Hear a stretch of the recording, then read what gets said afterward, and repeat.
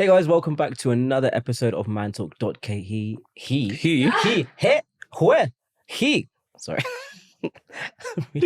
really happy to be back for another week. Really excited to be back in the chair. This is one of my favorite places on filming day. So thanks for joining us here. And as always, we are here in Kofisi, Keystone Park, Riverside Drive. They are our location sponsor, and I hope long will carry on because we love shooting here and coming to get some work done here. So the link is down below. If you ever want to come, use a co-working space. It's a good place to network. It's got amazing coffee. I'll always say this, an amazing service and aesthetics. So Kofisi, and there's plenty more around the city. The link is down below. Oscar, buddy, you look different. I think it's down to a location that we're going to discuss extensively today. You know, let me let you know something, Eli. I've been away for a few weeks and a few months there. Oh God. And I feel as though for the very first time I am free to assume this accent that is absolutely fantastic. Nobody signed off. I have a feeling right now as I shoot this podcast that I can talk about the +44. Oh no. After only 3 months of not being around. You know those guys that go on holiday for 2 weeks and then they come back like sometimes I went to Paris and it was something extraordinary. You know, Eli, I won't lie. I was spending some time in Canary Wharf and experiencing, Obica. I was there with some friends of mine. One of them works in, banking. They're trying to open my mind up to the possibilities that as someone who comes from emerging markets, it gets a little bit crazy. As you can tell, sorry, my accents are all over the place because I really can't do that thing. Today we're talking about the +44 experience. Basically, for the very first time on this podcast, Eli and I finally have a shared perspective in terms of I've been to England in the United Kingdom. I'm pursuing my postgrad there now. Long enough for me to kind of have some common ground with Eli and on his perspectives from a place that not many people kind of have had the privilege of going to. And I think it's finally a good time for us to like break down what I've seen and what he's seen and the biases we've noticed and the people. I think the beautiful thing about what's happening in this episode is I remember I saw this reel and he was basically saying in your 20s the best thing you can ever do is change environment. I think we discussed this in the pod, and the fact that you've done that has probably made us understand each other more. It's like if I went and stayed like where you were staying when you grew up. And you mean Kenya? There's maybe the zone specifically. Like it's like if I spent some time maybe in like South Sea for a bit, then I'm like, oh, the thing you were telling me about community, different cultures, food. Yeah, like I understand. So now whenever we like have a chat, I'm like, I feel seen. Finally. And you always say on the phone, like, I get that. Now I get it. Now I get why you think like, now I get this. Now I get this. So it's been really fun to first of all watch your experience and hear how you're experiencing something that I grew up seeing. So it's been I think it's been a really funny 3 months. Every time we talk on the phone, there's always a new story. I'm like, yep. And they're doing that thing where I'm like, yep. So it's I think it's good. I think we definitely have, like you said, a shared perspective that we can now sort of discuss. The first thing I'd like to kind of highlight, Eli, is I finally understand why whenever we go out with you, you are always on a million. Because when we're at clubs in London and we're trying to have fun and we're trying to party, clubs close on 1 or is it 2? And I have so much juice left. It's different. It's different, isn't it? It's I find that so crazy. Yeah, it's a licensing problem. So basically, the clubs can only play music and can only serve their license up until a certain time, basically. So I think here there just doesn't seem to be. There's no really cut-off time. It's like we keep going. We dance. Do you see this camera? Hey, we don't close the club at 3. I don't know how. Arrive at 3. It's a national crime. I don't know. Guys. People arrive at 3 here. It was the opposite for me when I came here. I was like, oh, people, okay. Okay, I'm tired at this point. Then I started to basically adjust and be like, okay. We are a city in the sun. The food is nutritious. Correct. The sun is warm. The women are beautiful. And the men are vigorous. Yes, correct. We dance. Yes. How do we dance? We dance to Asake. Organize. Come on. Every other day I organize. Tin, tin, tin, tin, yeah? Do you know what's so funny? Growing up, right? I always thought I was a great dancer. So with my friends, they were all white.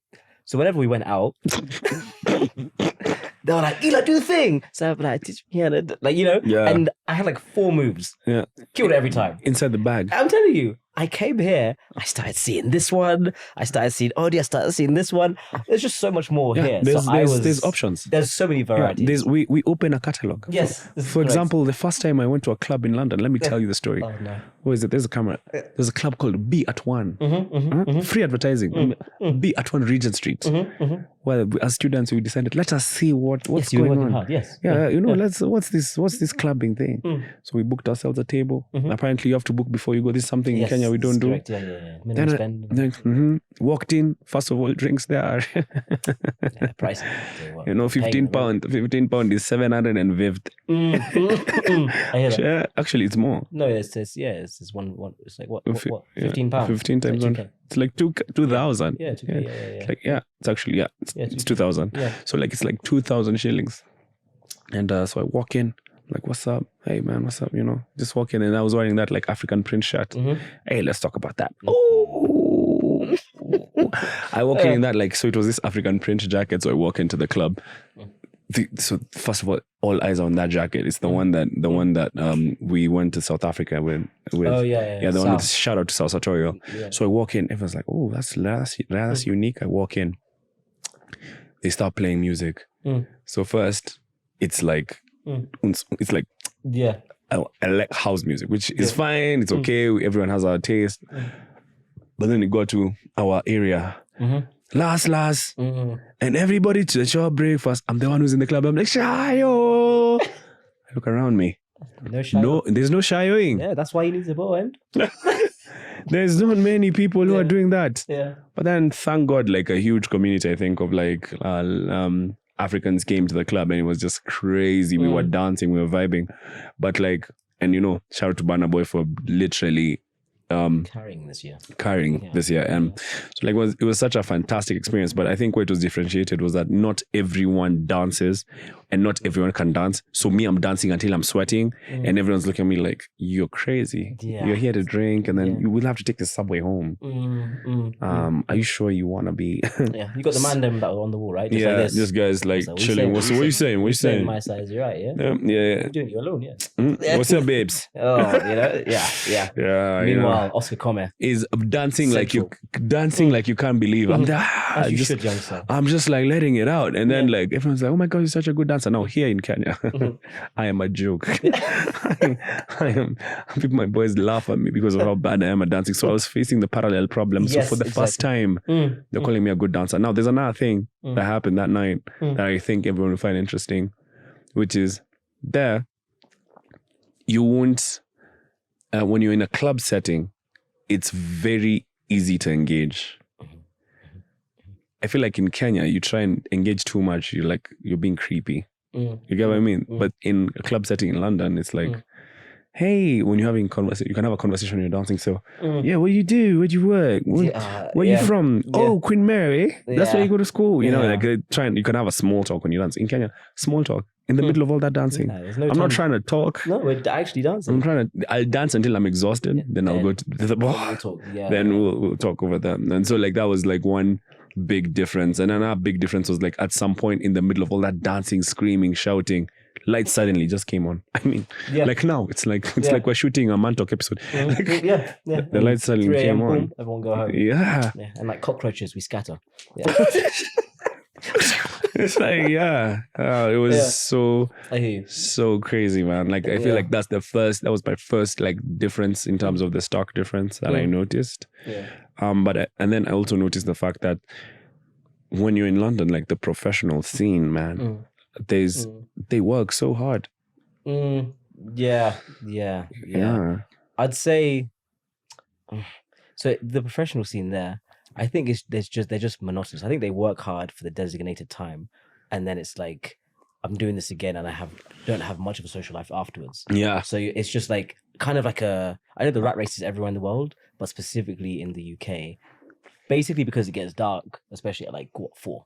So you find that their life is just work. So when they're talking about anything in the week, the story ends at 5. Whereas in Kenya, you can be like, then after work, we went here, we did these 3 things, and then we did it again. So when the story's being told about your week, like here, maybe 70% is work, 30% is social.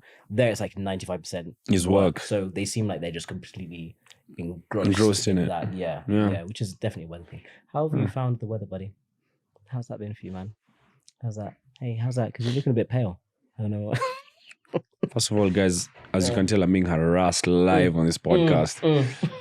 Okay, let's talk about like the London weather. I feel like when I arrived, it was pretty okay. It wasn't terrible because I got there around September, so it wasn't terrible. It was okay towards the end of the summer. Slightly longer days. Then I woke up one morning just randomly, and I was like, let me just let me throw on that one hoodie, that shirt. Let me go out and buy let me buy supplies for the house. I'm telling you, I stepped out, and it was as if a refrigerator had been put outside my dorm room. My because I stepped out, I'm like, what the hell is that? And then I started to backtrack. My body cannot connect that it has been hit with that cold.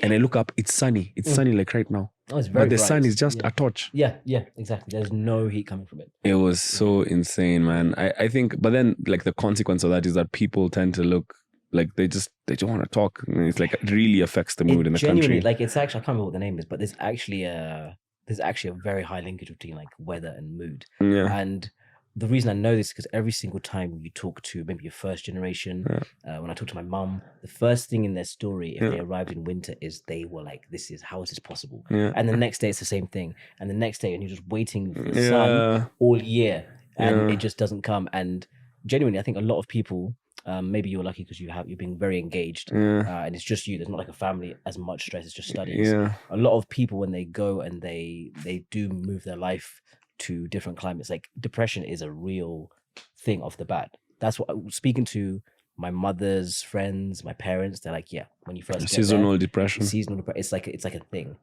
Especially if you're a young mum, you're starting a family, and then you've got this change of environment. Oh my god, it's not a positive one. And also life in general here, I think we're very lucky to be able to have the kind of help around the house that we have, and even to have access to people that could assist you and like that community feel. In managing the home. Exactly. And when you go there, you can feel very like isolated. It's just you, and you've taken on like 6 new roles. Now when you're in Kenya, you could afford to hire someone to do.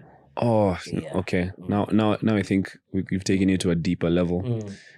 The weather, the mood, family life. So if you want to understand, everyone likes to talk and say we like capitalism. This is something you hear me say often. But in the first few weeks, the moment I stepped into London, I questioned capitalism. I remember that moment. I was like, no, this is a bit dystopian.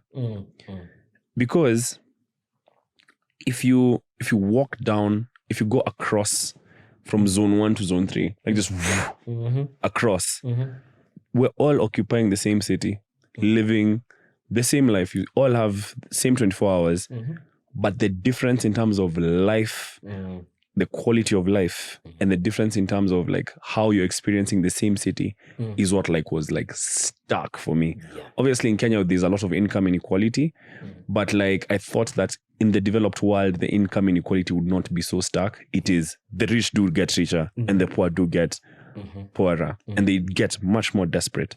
Because you can imagine at the time when I was in London, when I came in, I remember, because I'm studying finance, so I get to be part of conversations that are about wealth creation and wealth generation, and how like managing capital in London is a big thing, because London is the largest financial market in Middle East and Africa and Europe in a sense. Ever since Brexit, of course, there's been a migration to Frankfurt, but that's a story for another day. But London is the financial hub of Europe, Middle East, and Africa. So for the first time, I've been thrown into the most abundant market in terms of like my skills, which is legal and finance and finance. So like commercial law and commercial practice, as well as like investment banking. So these are things that asset management, wealth management, these are branches of finance that I have a lot of like, I'd say perspective. So when you enter that market, you're expecting to see like everyone's living well, everyone's eating good, everyone's driving big cars. Like even if there's poverty, it's not that acute. Yeah. But when I went there, it was like, no, here's the truth. Yeah. Guys are having millions of pounds in terms of revenue generated. Yeah. But then I also at the same time, there's someone who has to earn paycheck to paycheck, who has to take like four part-time jobs. Like is a cleaner in the morning, serves coffee in the afternoon, then is like a teacher, then at the same time is also like a janitor for the train station at night, and then has to go out of town to sleep and eat. And you find that you think that that person isn't educated. No, here's a shocker. That person is a double master student. It's just that the system hasn't worked out for them. They were in that place where they were not part of the system.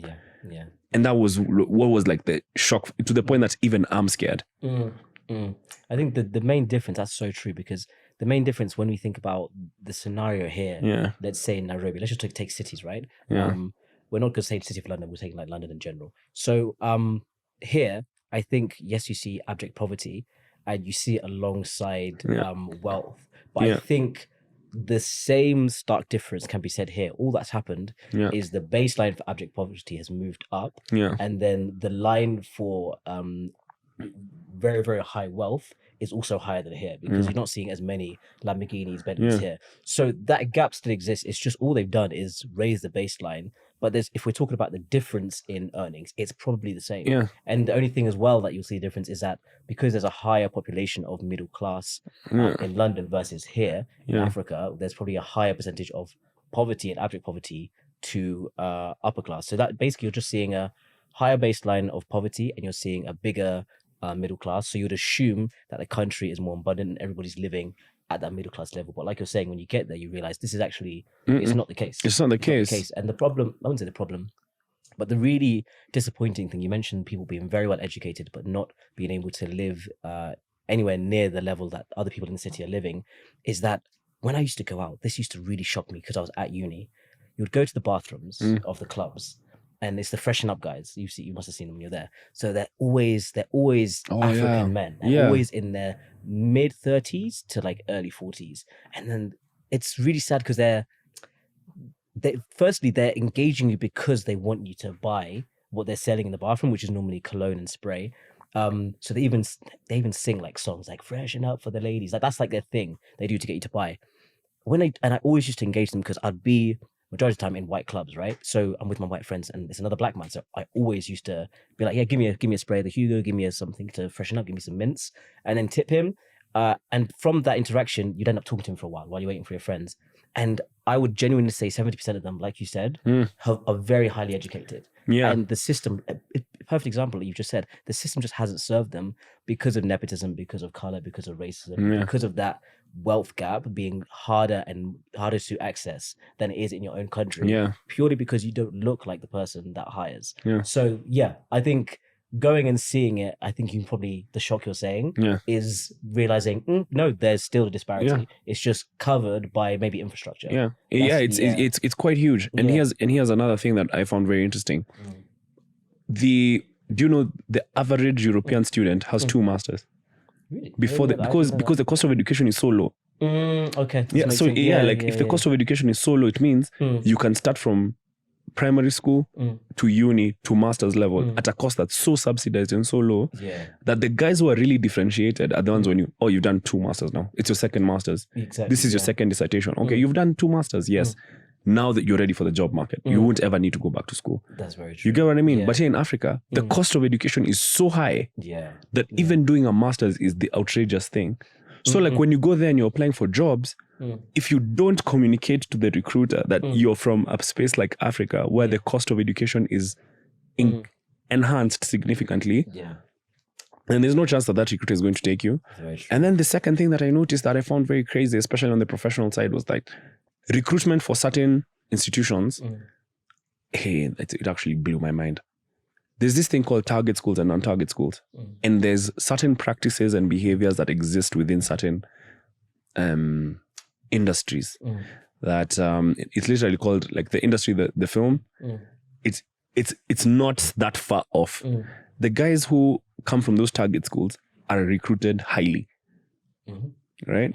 And the guys who are not from those target schools have to be very, very either outstanding, or they have real interest, or they've worked somewhere else prior. And like there's and either there's a quota they have to fill, or there's a diversity hire. There's many other factors. Yeah. But you will not get into those organizations until they've kind of picked from the target schools options.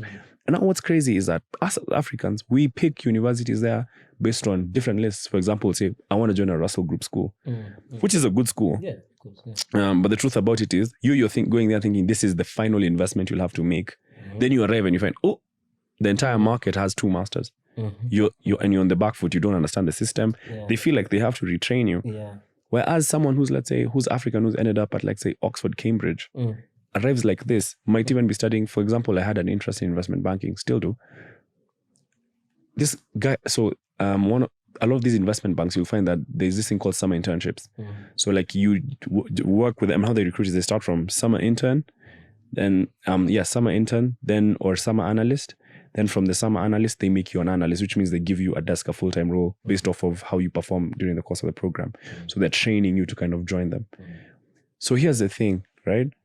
If you come from those schools, you can be learning classical theory. You can be learning book writing. You can be learning. You can be a florist. But as long as it reads there, Oxford, Cambridge, inside. Whereas you might be going to a school that's not a target school, and you're learning the specific skill. Yeah. But the fact that you don't come from that school, you're unemployed. Yeah. How insane was that? How insane! Like here in Africa, it's like we hire a lot based off of competence, off of what you've actually learned. But there, it seems like it's a lot more about pedigree and the path that you took to get there. Yeah, I think the thing that kind of the word you love to use compounds that is the fact that you have nepotism everywhere, right? You have elitism everywhere, but couple that with racism, not racism, but like let's call it an element of racism. And just an element of different cultures, because London being a melting pot of cultures, a lot of the time you're going to find that, okay, here, yes, you might not get it, but someone that looks like you gets it. So you don't actually question it like, is it based on my background? Because everyone has a similar background. But then when you go there, and like you said, it's a new system, these guys have already been integrated there. The guys doing their second masters, a lot of the time, their first masters is probably funded via loan, and the second one might be as well. Yeah. So they're not even feeling the pinch then, and then they're only going to be charged when they start earning a certain amount of money later on. So then that's why you're saying the majority of them have access to that. Whereas here, when you're moving markets, your family has to have a certain level of income or disposable income to even put you in that market. Then now you compete with somebody already there and not feeling financial strain. So it's definitely an uphill battle. But I think that I don't know if the word is problem, but the frustrating thing is that I genuinely feel like the baseline education that a lot of us have here, and just like their understanding and grip on things like maths and science, genuinely is slightly higher than in the UK. It is. Because when it comes to schooling, it's taken way more seriously here from like a fundamental level, like being a child. Yeah. Whereas there, education is like because you kind of operate from a level of privilege. There's so many different job opportunities. You're not seeing abject poverty as much if you're in a certain bracket. Like education for you is not as be all end all.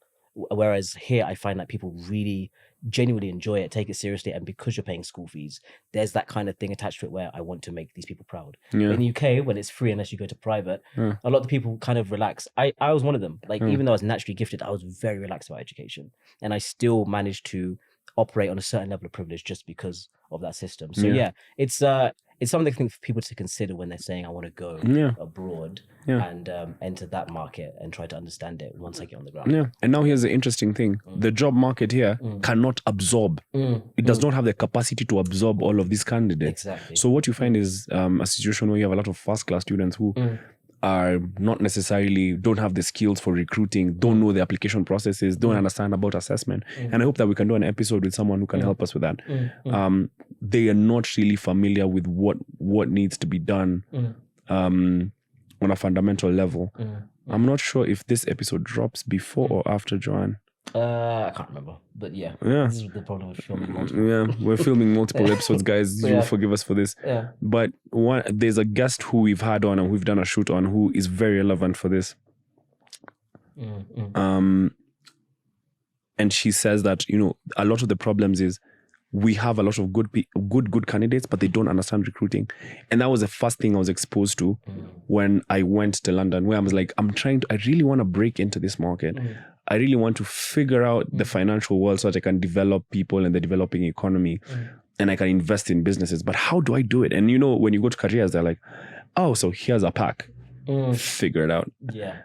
And there's that, like, it's not personal. Education is not something that's personal to it, you know, it's a very impersonal science. It's something for enable yourself to yourself and then get into the market. You're in it alone. Yeah. And that's something I feel like was very different from my, at least, academic and educational experience here. Something else I think I also wanted to touch on was like the question of diversity. Diversity of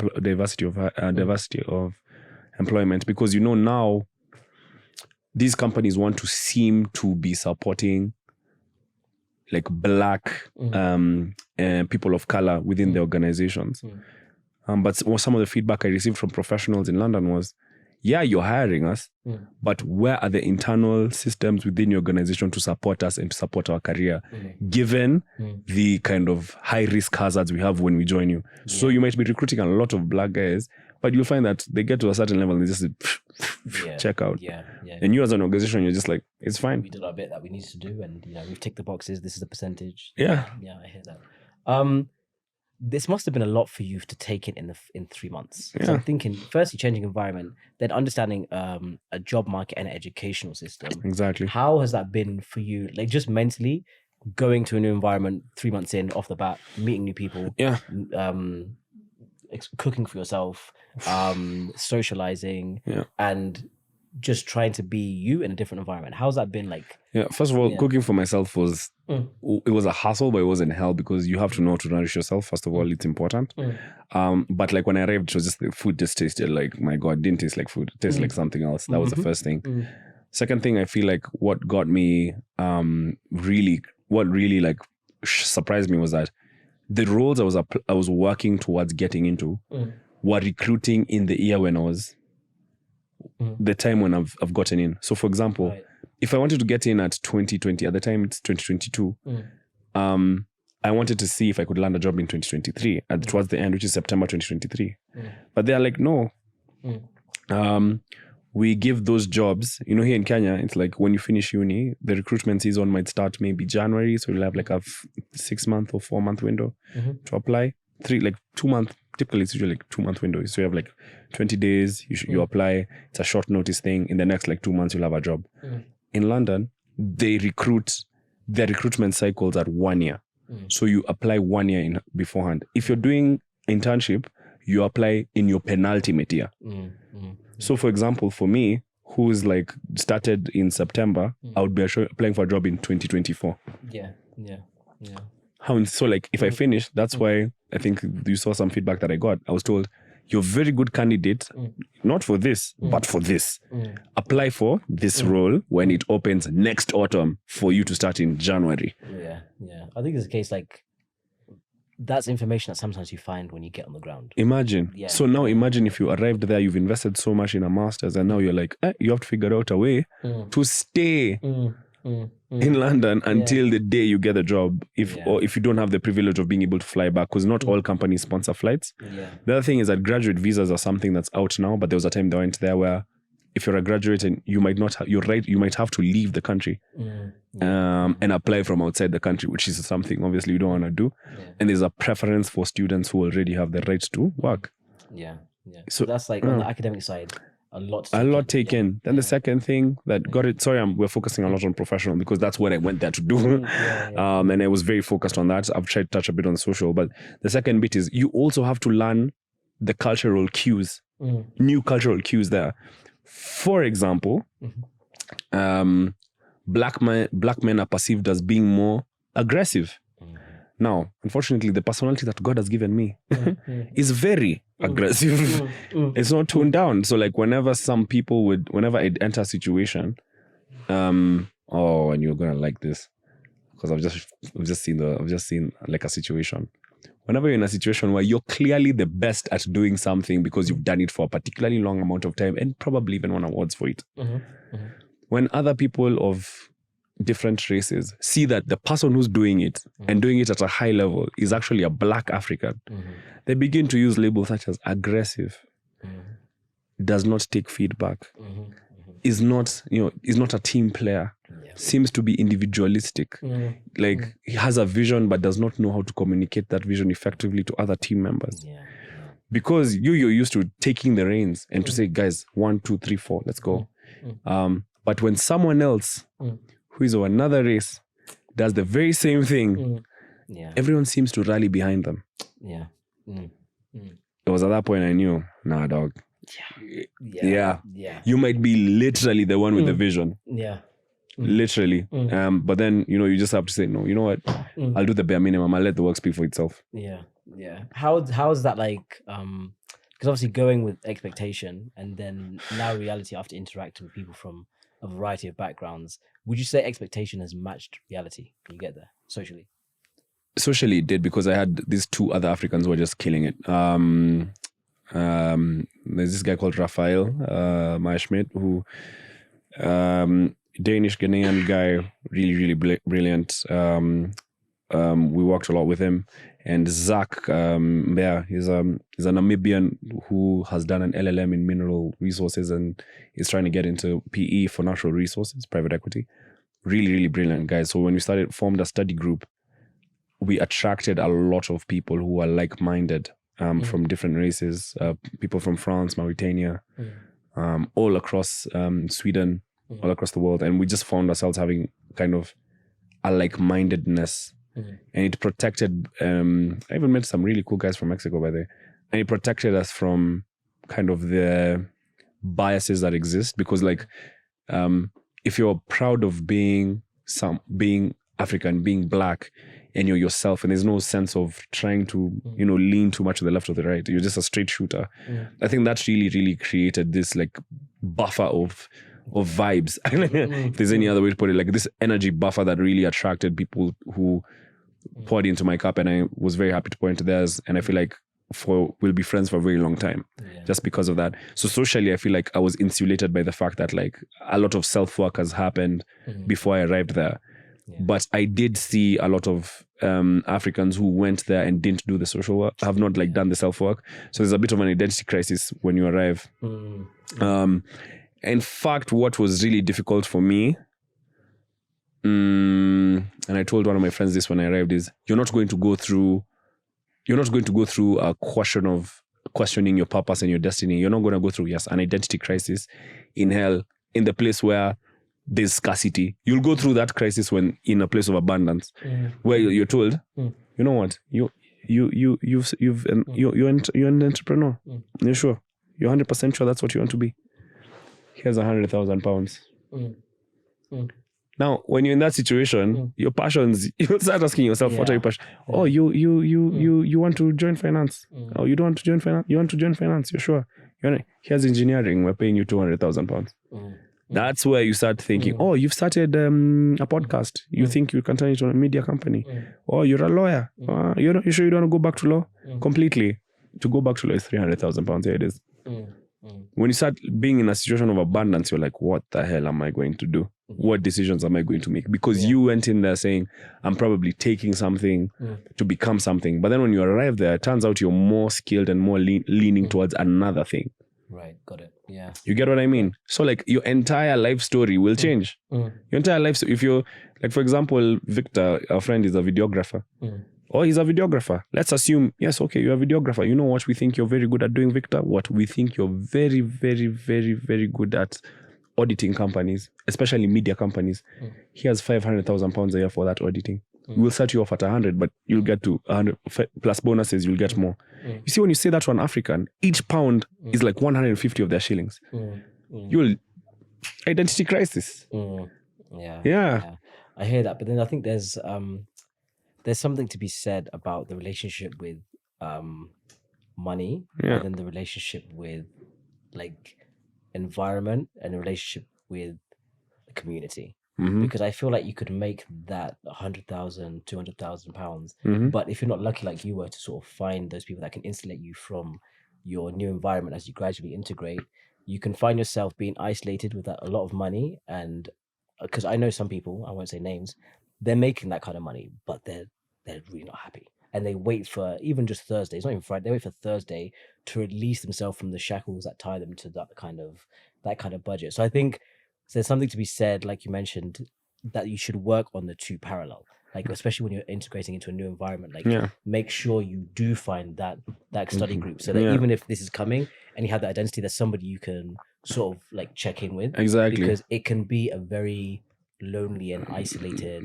place, and people get very confused when you hear somebody with that kind of figure still saying they're unhappy. I have friends that outside of, they've not even moved environment, like they've moved from Kent to London, now they're city boys, they make that kind of cash, but when I speak to them, they're like, I wish I was doing what you're doing. Like, Africa looks so dope. And that's because after there's a theory that after a certain amount of money, there's no difference in terms of happiness or quality of life. So I think the optimal solution, I would say, is cash. Yes, obviously, make the cash, but have that parallel to community and have access to go back to your community. I think when those three things kind of match, I think you can have very happy. But here's another question I was asking myself consistently is, let's assume you're the Ghanaian who was born and raised in London. Who he has some context, or no, I can't speak about Ghana actually. The Kenyan who was born and raised in London, but was not Eli. For example, for you, Eli, very early on in life, like you kind of realize that entrepreneurship is your thing, and you found that Kenya has a big need, and you filled those needs. But can you imagine if you continued through the system, right? And maybe you were working now at the NHS because you're in public health. That would have been the path. Yeah. You're working now at the NHS, meaning that you'd be flying in and out of Kenya on Decembers, right? Making a lot more money, but you'd be flying in and out of Kenya in Decembers. The assumption would be to say that you're not as happy as you are now, and you'd think of yourself as a lesser version of what you are now. But sometimes I look at it and think, I'm like, there's no, how can I put it? Every position we occupy has a compromise. For example, Eli, if you started Instamarket successfully in Chiswick, and if me and you were doing Mantalk from a studio in, I'd say, what's the name of that place where there's that studio? Brixton? Not Brixton. The other one. Peckham? Oh, Peckham. The one for Chucky Online. That's Fulham. That's Chucky's Fulham. For Chucky. Yeah, if we're doing it in Fulham with Chucky, and then we're doing it at this level, and we're doing it as Black British guys, do you think we'd be more successful a podcast now than we are here? We would, but then it would now go down to the definition of success, right? So you'd still be doing it in a market that doesn't prioritize you as a black man. Oh, however, there's the compromise. Yeah, but then you'd be making way more money. But then at the same time, there's a thing where in the UK, right, you'll get a really good salary. And Chucky's completely in the creative field, but let's talk about a podcast that does it part-time. Let's say you were doing law, and you wanted to do the podcast. Imagine I wouldn't even need to do it. No, that's what I'm saying. That's the thing I'm saying. Do which one? I wouldn't do the podcast. No chance. That's exactly my point. The thing with the UK, you'll make more money, yes, but for you to have a side hustle alongside your main job is basically a no-go. And there's a balance that happens where in the UK, yes, okay, let's say on average £80,000 is a good salary, right, for like a young man. Say you make it £80,000. The amount of time you need to spend to make that £80,000 is a lot. And like I said, your days finish and you just need to go home. Firstly, because the weather's horrible, right? Versus somebody here, and also you can't really like start to employ people to help you with your hustle outside your job because the bar for your income is very high anyway. So with that £80,000, you can't pay rent, mortgage, invest in the business, and hire staff and support that business until it makes its own money. Whereas here, let's say you make like half of that, right? You make half of that. However, the kind of expenses you can have here are way lower, and you can invest and start a business with way less capital. And when you do that, you can have multiple streams of income that take you to that 80,000 equivalent pounds, but you're spending more time on things that you like. So if it's a question is money, there's still a way to get to 80,000 pounds in Kenya, but it has to be through multiple streams of income. The problem is salaries here are way lower. Yeah, that's what I'm seeing the issue. And also the problem I'd also say in terms of business is that you're carrying risk for each business. So like if you're thinking about multiple streams of income, you have to make sure that there's a high volatility of return on the investments that you're making. You're saying, okay, I give you a pot of $1 million. I give you a pot of $1 million shillings. The $1 million shillings are $1 million shillings. In Europe, in London, it's around £1,000. No, it's around £10,000. £7,000. Yeah, it's around £7,000. £7,000 can start a very small business. Exactly. Very, very small business that might generate some return, but it carries an element of risk. Here in Kenya, you can take that same 1 million, diversify the risk, and like so if something bites, you make money, and you can make money in a big way and return cash. But also at the same time,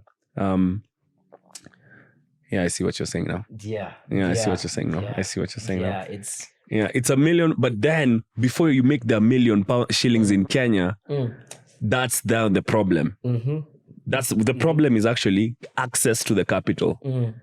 The opportunity is actually more. 100%, but access to capital is a problem. Say if it was a 100-meter race, it's the ready, set, go from the blocks, the first few meters. But then once you get there, I generally feel like, also, first of all, if you're making the 80,000, the amount of things you can do with it in Kenya, it's crazy. It's actually it's crazy. It's like the way in a hotel the plate of food in Kenya is bigger than the plate of food in London. 100%. It's the same. It's actually the plate is just bigger. But I always say I think the best thing, because someone could listen to the podcast, right? They'll listen to your story. They're going to be inspired. Like, he's doing it. Like, he's pursuing something he loves. And then we're bringing these kind of perspectives, but there's nothing like going and experiencing it for yourself. Because remember how many times we had conversations on the pod versus now when we're talking on the phone and we're literally referencing the same places. And like, I get what you're saying. I get what you're saying now. From you being there physically and seeing But do you know what you'd actually do with the £7,000 when you got it?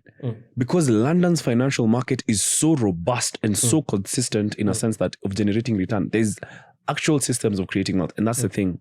That's the thing that I noticed was a fundamental difference. You take that £7,000 and give it to a wealth manager, it's coming back. It's coming back. Like there's a robust financial market. In Kenya, we don't have that.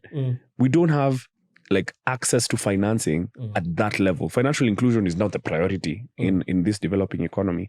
And fintech products are now trying to kind of fast track that development. And hopefully we'll be able to do that with the tools like AI and machine learning, and also like using the data that's actually there. But data in Africa is actually very scarce compared to like the UK, where you take £7,000, throw it at a FTSE 100 companies, tell someone you're an expert at investing at FTSE 100 companies. Here's the money. I open an account with you. I expect this much return. You're seeing return come back, or you buy a bond, like a lot of people, and then you live off of the interest. Those little strategies aren't really applicable in Kenya unless you have a lot of money. I see what you're saying, but then on the flip side of that, especially if we're talking about those kind of financial models, right? The percentage you get here, because it's more of an emerging market and not as saturated, is still higher than London. But the question is, how much do you have to access it? That's what because that's now back to the abject the gap. Like the people in this small pocket that drive the really nice cars here are way smaller. But then the majority, that's what we're saying, the access to it, because the majority of the people down here, they're not even going to know about it. Exactly. Whereas in London, more people know about it. But then, now I'm seeing what you're saying. Now there's going to be more people that if they had the same wealth they have in the UK and they did it here, then they'll be accessing that pocket like the top guys have. Exactly. So that's where it swings and roundabouts. That's what I think. Like something has to concede. Because also £7,000 in the UK, if you're investing, the kind of wealth manager you get, some of them would laugh at you, like 7,000. Come back in a few years. Like when there's another zero on the end of that. You know? So there's it's not worth my time. Exactly. 20 on 70 on £7,000 is what some people spend in like 2 nights. Like it's I heard whereas that. Here it can really change their life. As it has for some of us. But like that's good input. I want to talk about something else that I think I find really, really interesting. is the kind of the cuisine, the food. Okay. And when I say cuisine, it's like, I find London to be so good at like hospitality. It's insanely good. Yeah. Like, you go and try, for example, one of the places I really enjoyed. I went to this place called Dishoom with some Chevening scholars. It was a networking thing. It was really, really nice. Shout out to Zach for the invite. And I just walked through it and was like, this guy has a place in King's Cross that is entirely designed to look like an old, I think he said, was it Farsi? A Parsi station, like an Iraqi station back in the 1920s. He's created a narrative around it. The dining is experiential. The food is fantastic. It's made from people from I don't know if it was Pakistan or Iraq, from the Middle East. And it was incredible. I had the time of my life. But it was accessible at a premium. There we go. Yeah. Yep. For the sake. Yeah. It was accessible at a premium. You're paying a lot. You're paying a lot of money to experience good food. Whereas here in Kenya, I feel like you'll eat really good food at a much, much, much lower cost. 100%. 100%. And but I think if you're like a foodie, actually no, to be fair, can I say, since I've come here in the last 3 years, like the culinary experience in Kenya has really grown. Like the restaurant, there's so much more variety than we had when I first came in. Like I feel like there's pages, Nairobi Disclosure, right? Lovely guy. His whole thing started, I think, just before COVID, when he was going around to different restaurants, and his thing is blown because every few months, there's like a new restaurant and it can be rated. But I think in London, why it's such an amazing experience and there's a premium is because it's been doing that for such a long period of time, because it's a melting pot of cultures. So you'll find you can eat basically any dish in the world there. Same thing with New York. Like if you go there, because there's been so much immigration and so many people coming with their culture, you get to experience a high level of food. However, here there's only a certain people from around the world that have come and set things up. So you've got some nice Italian food when you go to coast. You've got some nice Chinese food because of probably the infrastructure they're building here. You've got amazing Indian food because they've been here for a long period of time. But that's like 5. But when you go there, it's like Lebanese, Turkish, etc., etc. So I think that's the thing. Like London being a melting pot, the benefit is the culinary, man, because the food is I would say it's crazy. It's ridiculous. And then the cultures for me also, because for me, what I found really interesting, I could curate my evening, but it'll cost me an arm and a leg. Yeah, I could say, you know what, I'm going to go to this really nice Japanese bar called Zoku. It's in Gerrard Street, right next to, in Chinatown, and I walk right through it. Nice low ground bar. Bartender makes me the sickest Negroni. We sit down with my boys. We have a drink after class. Then after that, I can now head towards like this place where we have a reservation, which is I'm gonna give you a very specific place. Like I told you, 10 Greek Street. I walk in there and the food is fantastic. It's a nice homey vibe. Then after that, we can finish with a night out at B at 1. Yeah. Do you know what the difference in that kind of night, right, is, you know how planned that sounds? Yeah. Like, it's so planned here. My only qualm with this, and this happens, is like you're booking in Kenya, you can operate on vibes, right? When you go to London, you have your table for 2.5 hours. And then they come, you have to leave. There's another booking. So it doesn't leave room for spontaneity to be like, when you just call your friend, we're at this restaurant, say that's 20 minutes. And then that night ending up at B at 1, here has to be created there. Here it's like, if we end up at B at 1, we might end up in Naivasha. Like there's that room for spontaneity, but I think that kind of just speaks to the culture and things. It's just the thing, like, it's just the thing that I find so interesting, that the premium on that experience, like for example, that night that I've just described will cost you above 200-300 pounds. Easy. 200-300 pounds is like 4,500 in Kenya. It's like 45. No, it's actually more. 45k. 45k. So it's 45,000 shillings in Kenya. That 45,000. Before you finish, you have to be angry. That's a flight to coast. That's accommodation for one night. Right? That's dinner and whatever else you want to order. That 45, you can do that. Yeah, actually, you can take a plane. They go to the beach and come And then back hire a next morning chef even. and hire a chef for 2K. Yeah, that's crazy. That's crazy. Now, that's crazy. Yeah. I could actually fly to coast. That Flight to one coast, night. yeah. One flight, pay 20K for your accommodation, maybe 10K for the flight. You're on your 30. You got 2K for the chef, and then the rest is for food. And the other 10 you're playing around with is for for vibes. Like, come on. Yeah. You know? Yeah. Responsible. Inhalers, Being responsible. Yeah. Shout out to Victor. But yeah, that's man, crazy. Yeah. But I think the best thing, like we said, the best thing in the world is going and seeing so you can compare to your norm. That's crazy. Yeah. So, okay. Guys, I think that kind of summarizes. Yeah. Final question. Are you happy in London? The problem with me lies, my happiness, I equate it to many things, but I think the best parameter is I like to see things that make me happy. He's not talking about TV.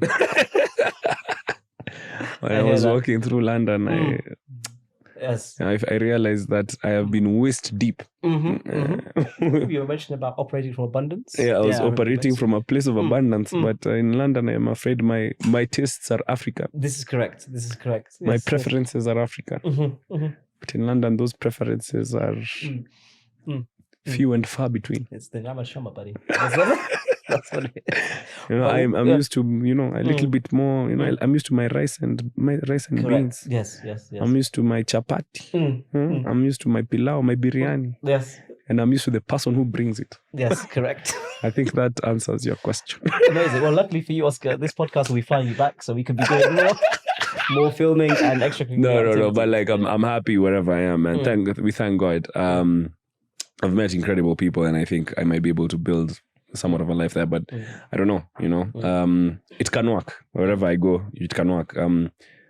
Before I left, I remember I went in for a therapy session.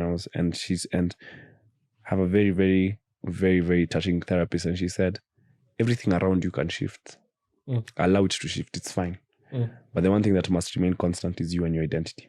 And I've said it before on the podcast, and I'll say it again.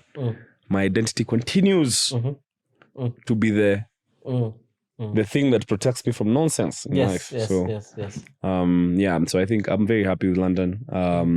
But to be honest, as Eli knows, I prefer my pilau and my biryani. But in life, to develop, we must make ourselves uncomfortable. Variety is the spice of life, buddy. Variety is the spice of life. It is, isn't it? Buddy. Yeah, hey, listen. Well, we hope those perspectives come on the pod. It really benefits people. I hope the guys have enjoyed hearing a little bit about your experience there. Yeah.